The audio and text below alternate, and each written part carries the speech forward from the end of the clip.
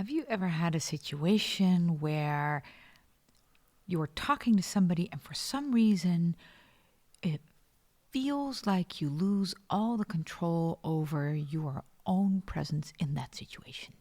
Like you're talking to a boss or a coworker or your partner, and for some reason you hear yourself saying things that you know even in the moment you're going to regret, but somehow you just can't help it. You completely lose connection with yourself.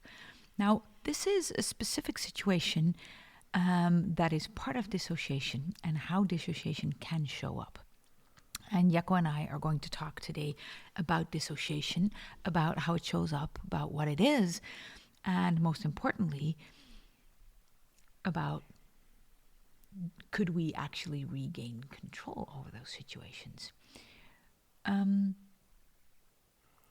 And I think the most important thing is that if we look at dissociation, a lot of us will relate to it from a sense of not being in your body, right? So the situations that we can all recollect are losing track of time in the car, right? So you're driving for 2.5 hours and for some reason you missed half of the journey. That's the type of dissociation that I think everybody on this planet has had at a certain point. Some of us have had the situation where you see yourself sitting in the room, you see yourself saying things or doing things, and you know that you're not really present.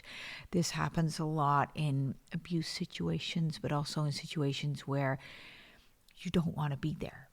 I have a very strong recollection of a lot of dissociative situations where I was in the room, I didn't want to be there, and then I'm just completely kind of spaced out, not connected to anybody or anything, not even to myself, and I can see myself there, and I'm not collecting any memories of that moment.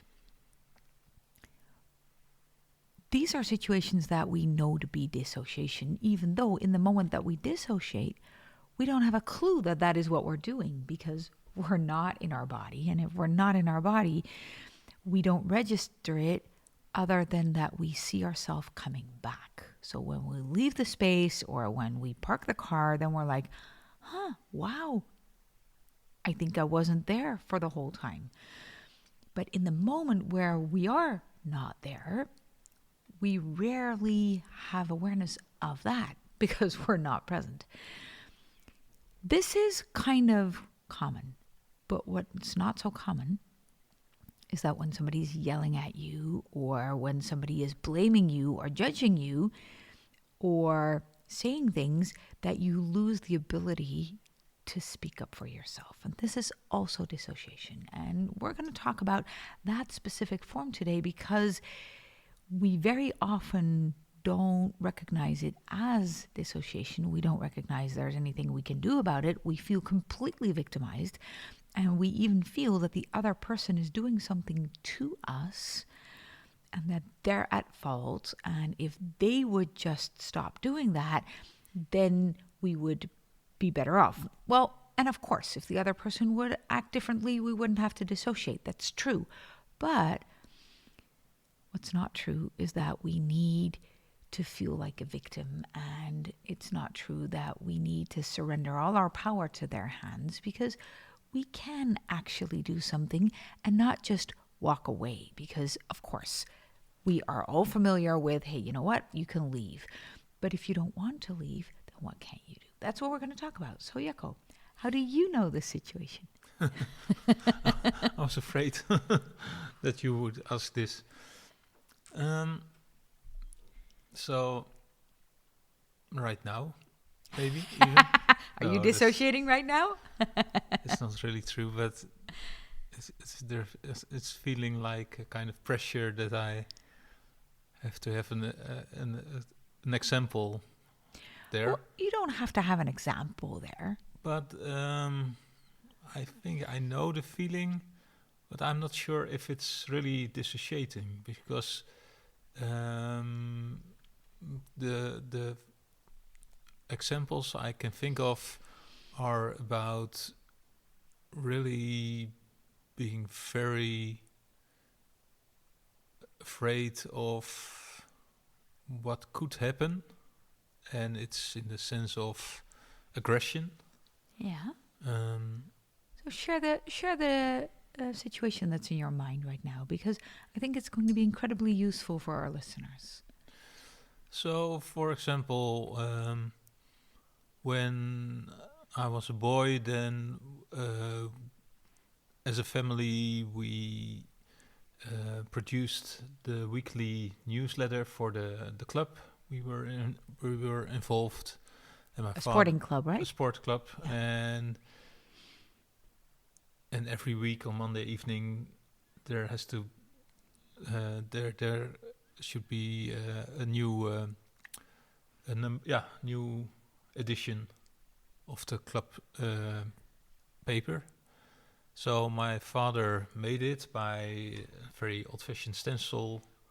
The carbon, the apparatus. stencil printers. I'm Yeah, not sure with, everybody who listens to this is with aware. inked and all kind of dangers that the papers would come out all black instead of proper text, and and there had to be dates stamped on the front page, and then the pages had to be picked together, and then with a staple.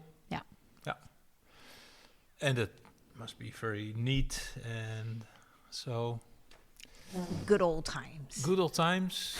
And I love the PDF, by the way. So nowadays, but then in the time we didn't have that, and so it was handwork, and I was a boy, 6-year-old or something, and sometimes things didn't work out very well, and then my father could be very driftig, is angry and very uncontrolled And explosive, I would Explosive. say. Explosively angry. yeah. Yeah. And I guess I was already in a state of, even that it could go wrong, that I was already frightening every Monday evening. How old were you? So it took several years, because my father did this as a voluntary course, job but for years. What age did you start? So to help out, I think I was 6 years old, and then for years that went on. Yeah. So between 6 and 12 or something like yeah, that. Yeah. yeah. So imagine a 6-year-old little kid trying to help daddy and constantly. It was not only that I tried to help; it was I was obligated. Obligated, yeah. So you To- had to help. You were It was being a family. told this is what we're going to do, and constant pressure of dad going to explode on you. Yeah. Yeah. So and the But it was a family thing, right? So you have 3 older sisters yeah, and a mom, yeah. and your older sister is 15-year-old, No, 11 years. 11 older. years older than you are. Yeah. So you were 6, she was 17, and your mom was there. How did the rest of, because it wasn't just your dad and you, it was a whole. All were afraid the same as I was. Everyone was on edge. Everyone was on edge. Well, actually, and as much as this is a very personal memory, I think if you're listening to this, maybe you have similar memories of situations at home, but we can all relate to things like this at work or in a sports club or in a team, right? Where one person somehow can act from a position that everybody is not necessarily afraid, but everybody is altering their behavior towards them. Altering and holding their breath. Yes. And just making sure, and then we can feel like, yeah, the boss or the dad was such a bully. There was no room for any of us. But I'm curious, what did it do to you? Because it's interesting. You're 56 right now, and I can still see this behavior once in a while. And today it might be once a year and a minor incident, but I can see you kind of breaching for impact, bracing for impact, when I just ask you something, or when I give you a kind of a feedback that might not, it doesn't even matter what I say, but sometimes there is this, I didn't do anything wrong kind of attitude that you almost explode, making me into a version of your dad. So tell me a little bit more about how you felt as a kid. Did you feel anything in that moment? Yeah, I think so. That's my question. Yeah. When you describe dissociation, it doesn't look like it, because I was very aware of things that could happen, Okay. and Yeah. I was So you were just really afraid. pressed and concentrated on to do everything right, and don't when there were things went wrong already that evening, then I was even more. So this is an interesting version of dissociation, because I would say it is dissociation, but not from a place where you are not aware of your body anymore, but from a place where your need to control your actions in the situation becomes so important that you abandon yourself. Mm-hmm. You abandon your joy, you abandon your livelihood, you abandon whatever it is you want, just to get out of the situation as quick as possible. And I would say that these experiences for all these years have led to kind of a fawning behavior, which is to a certain degree a form of dissociation, because you abandon yourself, hoping that if you can be good enough at abandoning yourself, the situation will pass. Mm-hmm. Because then maybe, and this brings me back to a memory when we just met. I think we knew each other for 6 or 7 months, and there was a party in your family, and we couldn't be there, or we only knew each other for a short while, and there was a family celebration, and in my mind it wasn't a big deal, and we had more important things going on, me being 8 months pregnant, for instance. No, yeah, and you moving And from moving, to exactly. another So part of we the had country. a lot of things going on in our own life. And to me, this was a celebration that occurred every year. So I didn't see why it was a life and death situation, and I didn't see that coming. Now, the interesting thing is that you try to avoid talking about it. You try to avoid giving me clear instructions about what was really at stake here. You didn't explain any of these things. You just wanted to hijack me into going there to make sure that nobody could ever be upset. And I found your behavior quite odd and off. I was like, hey, we're moving here. We're having a baby. Of course, if we can go, we will. But I didn't see the life or death issue here. Now, the interesting thing is this didn't lead to a normal conversation about it. It led to you manipulating me into a corner and then projecting onto me that I was the bad guy and that I was not letting you go there. And oh my goodness. Now, this is a form of dissociation because we lose all sense of reality. We lose all sense of what is actually going on in the moment. We lose all sense of what's real, what's true. Just autonomy. Yeah. Exactly. Just to make sure that everything goes in a way that the person who could explode doesn't explode. Mm-hmm. And I think I turned again into the 6-year-old. Exactly. Yeah. Exactly. Yeah. So without being aware of it. Yeah. And the interesting thing is this shows up in this situation where you started blaming me for not doing things your way, where if you would have explained what was the case, I don't think I would have listened. But no, because I explained it for weeks already. Well, no, you didn't. Yeah, I did. The interesting thing is you said, this is a very important situation and we need to be there. That's what you said. But what I need to be there. Yeah, but what you didn't explain to me was the amount of anger in your dad and what that would trigger. So just for listeners here, his dad, so end of the story is we were moving. I was pregnant. We had bigger fish to fry than a celebration at his parents', and we couldn't go. We really couldn't go. We were about to leave to the other side of the country and not go back anymore ever. And we had to do that correctly. So Jakko was wiggling his way into, we need to be there. And I was like, what the hell is going on here? Sorry, we can't. And I don't care what you want, but if you're pushing a party at your family over taking this move seriously with me, then you better go to your parents and go back and stay and never come back to me. Because from my point of view, you weren't taking the situation of the family that we were building seriously at any degree. There was nothing in you that was trying to support me in that moment. Not in the entire lifetime, you were fully supporting me, but in that situation, there was no support. Now, turned out, you called your family saying, okay, I can't come, and your dad exploded to the degree that he didn't speak to you for 14 days. No, 3 days at least. It was 3, 4, 5. Horror. Yeah. The whole family blamed you for ruining everything and for pulling the fuse out of the hand grenade that your dad became, and it was horrendous.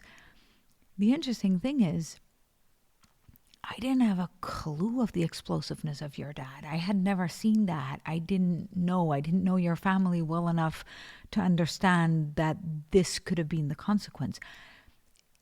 You didn't explain that to me. You didn't explain when I was 6, this was already going on. This is a build-up. I still don't know if I would have said, well, you know what, let's cover this anger up and go. I'm not sure what I would have done if I would have known it, but what I for sure would have done if I would have known it is support you. And now you made me the bully, where I was the person who needed support. And that's interesting, because this is what dissociation does. Because your dad was a kind of a bully in a way, or an explosive hand grenade in a way, and you were trying to defuse that situation, and now you made me the perpetrator that wouldn't let you, and now I became the bad guy where I needed you. If this situation would have been clear to me, I could have supported you in the pain of the past. Now, this is interesting for listeners because, and I can give you tons of these kinds of examples from my own life as well, right? We're now talking about Jakko because I asked. But there are millions of situations where, in order to prevent the pain of the past from happening, we will try to control and take over and defuse a situation in the moment that has absolutely no ground. No, and the good thing about this kind of events happening is that it becomes aware. Well, because it took a while. Yeah, but if it wouldn't have, if we try to avoid this anger, we can't avoid it. and then we would go on with it. If we would have covered it up saying, hey, you know what, we need to be there, then I'm pretty sure ultimately that would have led to us really divorcing even. Yeah, but it's also that it would be part of the normal behavior. Yes, this is how we need to treat and then your parents. Then I would be the 6-year-old also nowadays. Yes. It's interesting because when we talk about this situation, I can clearly remember, and this says a lot about the beauty of the person you are. You were blaming me, yelling at me, shouting at me that I made you ruin the entire situation. And I became completely calm because it was very obvious to me that I had not caused any of it. And in those moments, I can be extremely calm and just look at you and think, wow, what are you dealing with here? And I can remember that after a few hours of me just finishing the tasks and you running around the house, wanting to break things down, not doing that, we were in bed and I said, so why did none of your family call you and say, wow, Jakko, I'm so sad you can't come to the party. Can we help you? Because nobody in your family offered to support you so that you could be there. They just got angry at you for ruining the hand grenade. But they... Yeah, it is a little bit different because in front of the event, my mom offered help to Your mom. Yeah. Yeah, okay. Yeah. Yeah. Which is really sweet. Yeah. But your mom couldn't really help. There was no way she could help. She was incredibly sweet, but there was no way she could have done anything. No, but your sister started to blame you as well. And that was incredibly sad. And I can remember us lying in bed and you crying and panicking and feeling guilty and judging yourself. And I was witnessing you and I thought, why are you destroying yourself to a degree, making yourself the entire cause of any feelings in that family, whereas nobody who could have done anything offered you some support. And what I really appreciated is that you took that at a certain point and said, I really don't know. And you saying, I really don't know why they don't do that, was the opening of you understanding, okay, maybe I am supposed to be here instead of there, and I will stop blaming Suze and I will just do what is being required here. Yeah, and I think, and so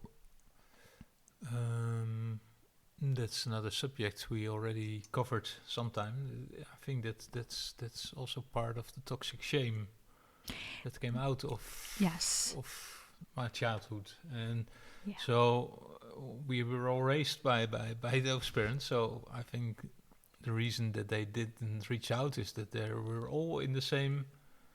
Yeah, they were all in the same situation. Yeah. Yes. But when we talk about this form of dissociation, right? So we abandon ourselves, we abandon what is real. We can't, it's like our brain literally isn't able or capable to evaluate anything in the situation. Whether that is because and what's really now even more clear than just after it is that I lose my adult part to react in a proper way and be very realistic about the situation. And yeah, and that's interesting because when there is somebody in front of us, whether that's a boss who is really yelling at us or somebody who reminds us of somebody in the past, when some part of our brain is triggered where we can't deal with the emotions that are fueling through us, we dissociate.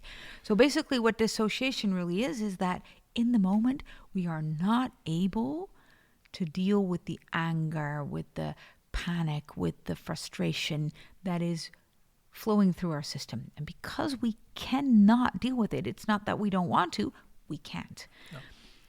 So that means that we have a few options, and one of them is to not feel it.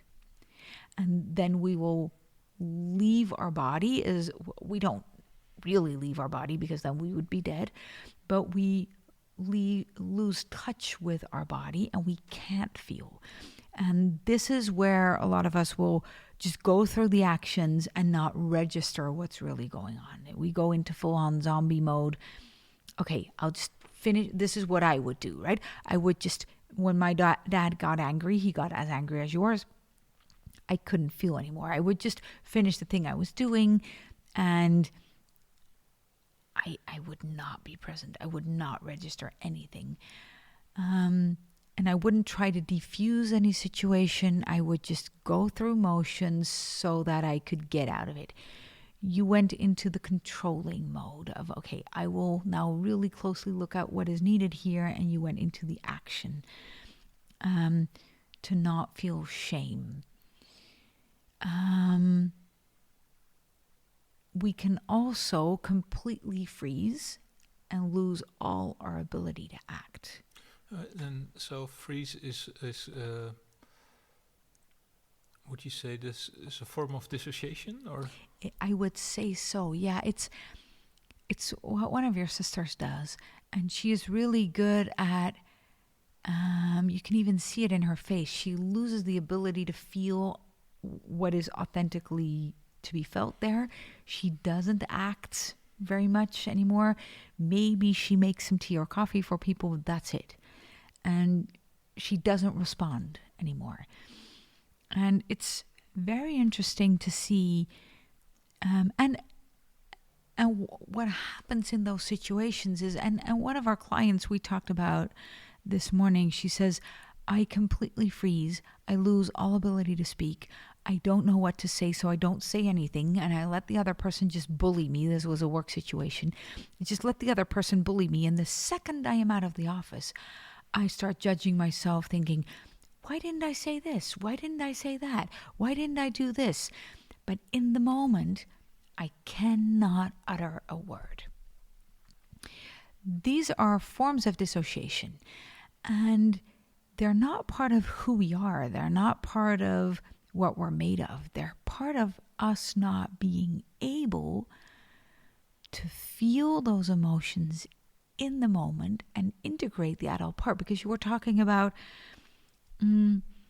I don't have access to my adult part. That is completely correct. To the degree you don't have access to an adult part, that's one, but you also cannot see any facts in the moment anymore. All you can see is you can see the situation through the filters in your brain that were made when you were 6. Yeah. And this is what we call projection, and where it's just how can I avoid this explosion? Yes. That's all I could think of. Yeah. And very often we think, yeah, you're projecting that onto me, but that sounds like you're purposefully making somebody else into something. That is not completely how it works. Projection isn't a conscious choice. It's not that I am projecting onto you that you're now the perpetrator. It is the reality in your system at that moment. So that's why it's so hard to deal in the moment with somebody, and this is why words and logic don't work. Because I tried in that moment. I said, how can you even begin to think that that is more important than what we're doing here? That is trying to reason somebody out of that. In the heat of the moment, that is the one thing that can never work, because you don't have access to any system that is able to evaluate the moment, because you lost complete connection with the moment. It's as if you jumped back 30 years in time and you are again back in that room with your dad making the edition for the paper of the sports club. And that is the truth in the moment. So that is why reasoning and trying to be sensible cannot work in the moment. The only thing that works in the moment is for the person who is in the room with you to allow you to just feel through all of it. But very often that person won't be able to do that. So the client we were talking about this morning, she has a work situation where the other person is probably has a big narcissistic part to her character. I don't know if that's a full-on narcissist. I didn't meet the person. But also important could be that there's a hierarchy. There's a hierarchy. Yeah. And the other person wants everybody to do things her way. And I don't know if there's narcissism or not. It doesn't matter. She feels really panicky and really out of control. And then she starts controlling the surroundings. And there is slight narcissistic behavior there. And that is not going to change. It's just not, unless that person comes to therapy with her. But in our relationship, we could go to a therapist and we could say, hey, let's look at this. Now, very often the other person doesn't want to do that. That's a whole different conversation. We'll create an entire podcast episode about that. But you can do something about it in a relationship where love is involved. But when there is no love because it's a work situation or a client situation or somebody who wrecked your car or some kind of other kind of relationship, very often the other person doesn't want to go to therapy with you. They just want to solve it in the reality of their own little world. And you want to reason them into the truth of the moment. And you lose ability to speak. So you become a 6-year-old. And the other person starts treating you like a 6-year-old because in reality you really have just digressed into that 6-year-old. And then you feel they need to change and that's never going to happen. And then it becomes really messy. And then we start blaming the other person and blaming the world and blaming everything around us. Or ourselves, that we didn't react. Also ourselves, right? And then we start sending letters that the other person needs to see us and we start to reason them into what they should have seen. Whereas what we really need to do is we need to grow that inner adult in ourselves to the degree that we can stay present no matter what the other person does. Yeah. And the interesting thing is that is not a, just let it go kind of thing. You know what? That's their problem. Just let it go. Because what we need is we need the ability to completely stay present with all the emotions that are triggered that we can't stay present with. And it's an automatic response to the situation. So, what did you do to change it? Because we didn't go into therapy immediately. To the degree that when I suggested maybe we need to talk, oh my goodness, I can still remember how angry you got about that. Because we're not going into therapy within 1 year of meeting each other. That is the most, oh my goodness. The words you used are not to be repeated on a podcast. But you in a relationship and therapy, that was not going to happen. But you did snap out of it. You became the therapist. So, so that I did not become your therapist, though. No, that is true. Yeah. So what happened? Yeah, I think it's not just one action. It's a step-by-step thing. And I guess this not being present of an adult part of me was not only in this kind of situations. It was more places, and especially when anger was involved or hierarchy. So step by step, building more trust, building this adult part. It was writing, it was meditation, it was do all kind of courses to get more insights, but also learn how to feel my body and to, of course, we all feel, but a lot of people like me don't know what they feel and are not aware what they feel. So there's a lot of feelings, but no idea what it is or. So well, the interesting thing is it's very helpful that I can use it as a compass instead of that I was. It confused me before that. Yeah. The interesting thing is that we don't know what we don't feel. Yeah. If we can't feel, somebody can tell you can't feel, but you don't know what feeling is when you don't feel. There's an interesting thing though, because the things you're saying are the things that people could do. But very often we feel that the anger that is coming up in that moment, that's rising in our system in that moment, that the anger is the problem. Yeah. And then we try to fix the situation from a place of, I don't want to feel this anger. So if I could just get rid of the anger, everything would be safe again.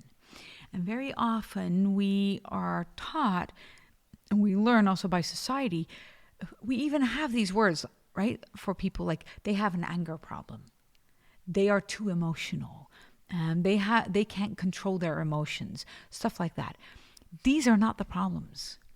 These are symptoms. What we need to do is we need to grow an inner adult, like you said, but the inner adult isn't a part that doesn't feel all these emotions. The inner adult is a part that is capable of feeling these emotions without acting out on them and chopping the other person's head off.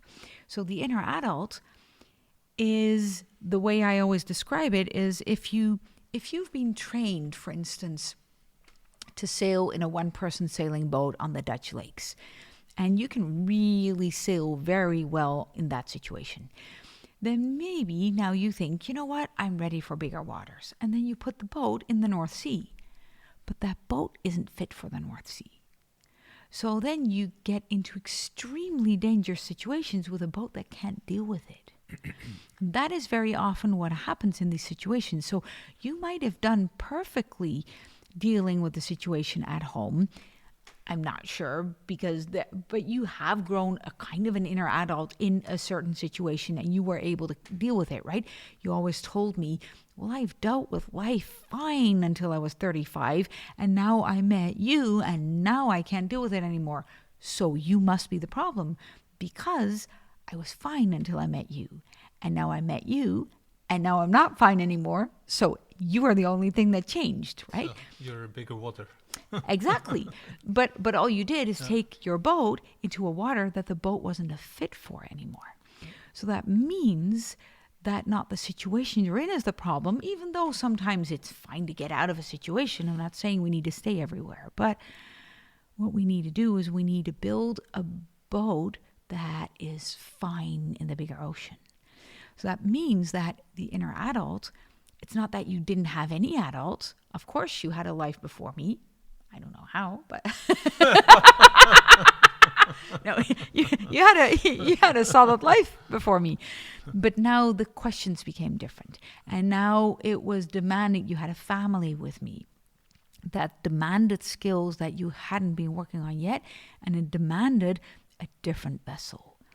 So when we're talking about building an inner adult, we're talking about allowing you to build an internal vessel that has a bigger range of emotions that it can safely deal with inside. So that means building, instead of an optimist, which is a one-person sailing boat, building at least a 10 to 15 meter yacht, if not a 3-mast sailing bark that can circumnavigate the globe, right? So we really need to think about the range of emotions that we're able and capable to fully comfortably deal with without needing to act out, to react, so that we can just allow ourselves to feel through all the shit and respond. But the response will never come from the anger itself. The response comes after we recycled the anger, we let go of the anger, not by getting it out of the house, but by allowing all the anger so that the anger can move through our system and something else can take over. So yeah, I remember all the sessions that I could feel all the restored pain and anger and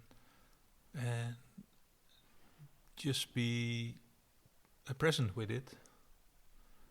It was really, it's a very strange experience because there's really cramps, pains, and it's very real. Those feelings are extremely real. And but just by letting them be there, not resist them, and just breathe through it It was a very beautiful experience. Yeah. And so there were several times, and now and then I can do it again. So that's really helpful.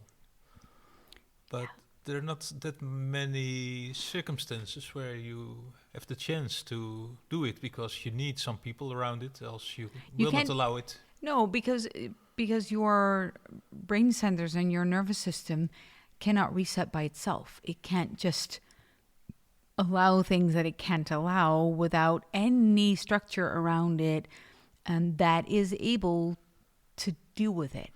Because the dissociation was not for nothing. So Exactly. it was there because your intelligent survival mechanism thought it was wise to do so. So if you Yes. try it again without any difference, then it will dissociate again, I guess, or It will. not go there at least. Yeah, to the degree, and I think a lot of our listeners can relate to this. I didn't learn to use my voice when I was very young.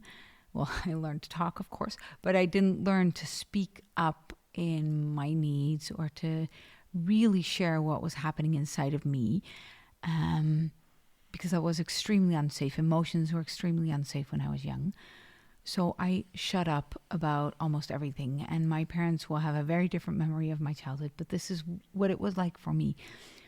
To the degree that I would be standing on a beach that is about 20 minutes walk from when you just enter the sand until the sea. So it's the widest beach in the entirety of Europe. Extremely wide. It was about 15 kilometers from the next person. So I would say it was a pretty free situation there where nobody could have heard me. And I still couldn't scream. I still couldn't speak up. I still couldn't say anything because my system wouldn't allow me. And I was standing there with all that anger and all that rage and all that frustration of my entire childhood, and I couldn't utter a single sound because my system just didn't feel safe doing it. And I was avoiding connection, and I was trying to control my way out of it, thinking, if I just know what to say, then I'll be safe in connecting. But I had to feel safe to share things even if they didn't come out pretty. And the only way to deal with that, and the only way for Jakko to deal with this, is to be in a circumstance with a therapist who doesn't try to fix it, who doesn't try to make it go away, who doesn't try to have you find a new way of expressing yourself, but who can sit with you in that complete paralysis without you needing to fix anything, guiding you towards feeling more of it even. And most people, when you go there, will try to help you release. But the interesting thing is, if your internal vessel is big enough, it will release. We don't need to work on the release. That is a natural thing. Trauma healing, that's what your body is made for. Life is pretty traumatizing. We're constantly in situations where there's a war, where somebody responds differently, where somebody doesn't like us, where we are attacked, where something happens. There's a lot of things that could potentially traumatize us. Or things are not there. Or things are not there, exactly. Or we lose stuff, or our house burns down, or somebody leaves us, or somebody dies. Life is pretty neglect. Life is pretty traumatizing. And I don't think life needs to be safer. I think, we can wish for that, by the way.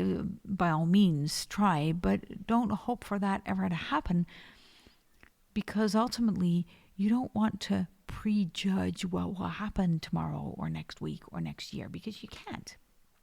You need to just walk out and see what happens, knowing that you will be able to respond.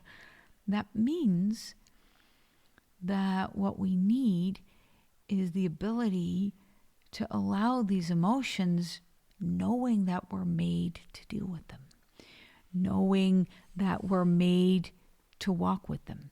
And that means that we need to allow a situation to happen again even if it is a situation that we don't want to invite. I was raped by my boyfriend, my first boyfriend.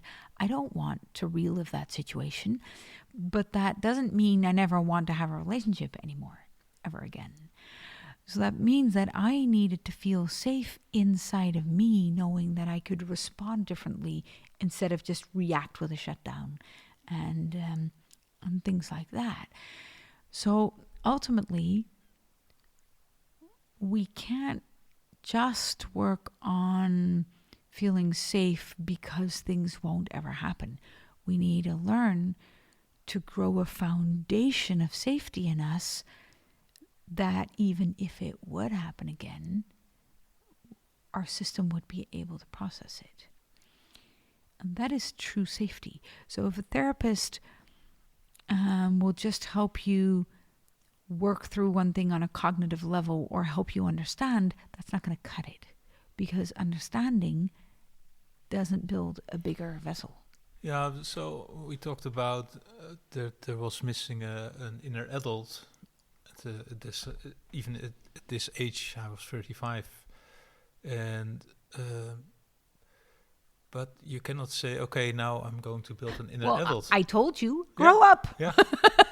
So because you didn't listen. It's all about safety. That wasn't there. It is. Yeah. It is, because somebody telling you respond like an adult, that even triggered more shame. Yeah, and then you're again now approached from a parent like person. So then you're in your inner child again. Yeah. Yeah. So and then you feel more shame because then it's, oh my goodness, you see, I can't even act like an inner adult. And this is why we need God to do any of this, because there needs to be a higher power holding us through all of this. Because if we're just stuck with all the parts that we know, we will never get out of shame. We need to have a presence that is so big that it can hold the shame, that unconditionally loves us no matter what we're going through, while we build that inner adult. Yeah, and I would say if you talk about God, it can also be someone who is regulated in a way that you can surrender to this person. I think the most important thing about this is the surrender.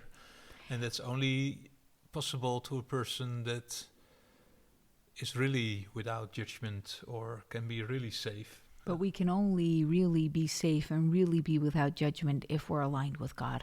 Because I am a human being. I have judgments. I have opinions. I am not God. So there's always going to be a degree where the other person is right that I might not be able to deal with all that they're dealing with. Even though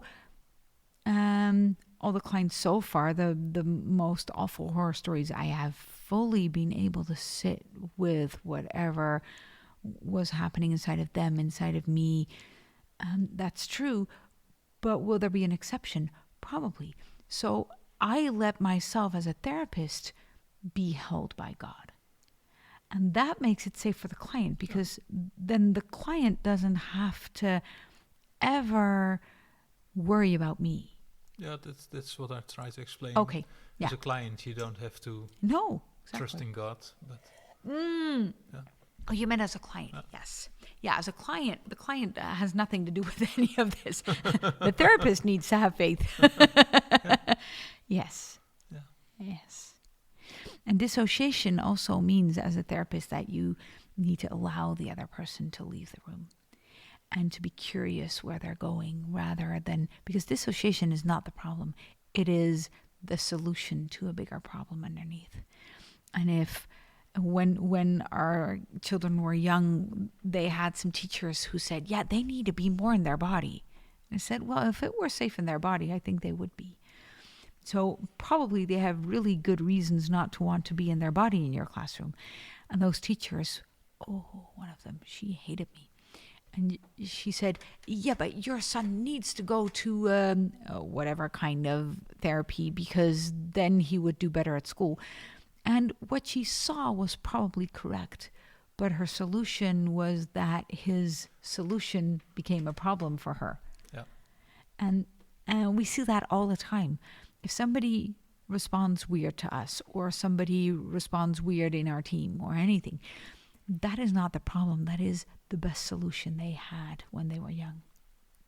Now the question is, how can you as a leader or as a therapist or as a spouse, how can you respond to it from wholeness instead of, because when Jakko did all of this in our relationship and blamed me, my first response was not to respond from wholeness. But I don't like to murder people. That's not my hobby. And I didn't want to divorce. I didn't want to leave the situation. So that meant that I had to look at how can I be more whole in this situation and just deal with any frustration that's happening inside of me, even though it felt that he was doing it wrong, which, if we look at it now, maybe also have been the case, but my response was also not in the present at that point. And it took a pause and a real sense of building my own inner vessel, not trying to fix you at all, just to be present with it, so that ultimately wholeness is invited. It's not something we create, it is something we invite. It is not something we fix, it is something we search for. And it is a different field of knowing ourselves, of knowing each other, of growing, than just thinking, well, I am perfect and I know the truth and I know what's here. Yeah, maybe we do and maybe we don't. But let's see if we can invite more wholeness each and every day in our life. Yeah. And I think it's even more helpful to be true to what there is, than to know what should be done. There is no perfect situation in what should be done. I think the journey of life is to find our own path. And the interesting thing is, I think I could have said a very sensible thing or two about what should have happened in that situation. But that would have always come from my understanding of what your path of evolution needs to be. And the interesting thing is, ultimately, I don't have a clue what your soul is here to develop or understand in this life. And I don't know what other people need to experience. I can say a lot of things about what I see from people, and I think all of us can.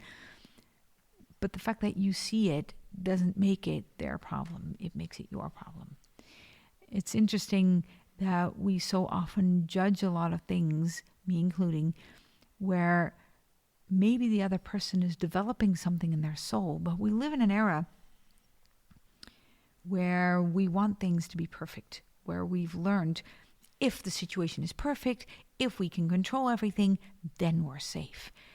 While in reality, I believe life to be the tool. I believe that us experiencing things, constantly being birthed through extreme situations, and some bigger than others, but situations that create frustration, that create emotions, that create us to need to expand, to need to grow.